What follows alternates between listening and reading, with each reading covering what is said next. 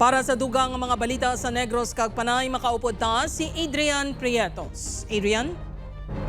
Yes, sir, mga kapuso, madamong gin nga salamat. Masobra 28 million pesos nga suspected siya na recover halin sa ginapatihan runner sa iligal nga droga sa Bacolod City. Nakatutok Aileen Pedraso. Sa sining nga video, makita ang dalagko nga plastic sang suspected shabu sa ibabaw sang lamesa. Nagapungko ang babae nga kasubong nga wala lang sang natabo. Siya si Elias Bunge, 36 anyos, nga subject sa drug bypass operations sa kapulisan sa Barangay 31 Bacolod City pasado alas 11 kagabi. Makapila ka beses nga nakatransaksyon sang operatiba ang sospek, apang wala nagakadayon, tub-tub na dakpan ini kagabi.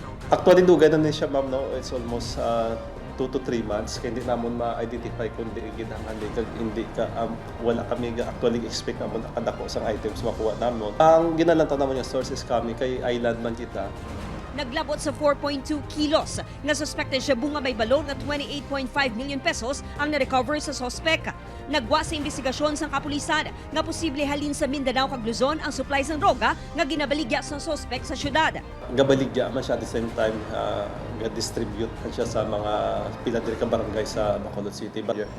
Lusot ang pangalan niya sa courier. Wala naghatag sa payag sa news team ang sospek nga magapangatubang sa reklamo nga paglapas sa Comprehensive Dangerous Drugs Act of 2002. Ini na ang pinakadako nga recovery sa Bacolod City humalin sang 2023. Upod kay Reynald Castillo, Aileen Pedraso, One Western Visayas.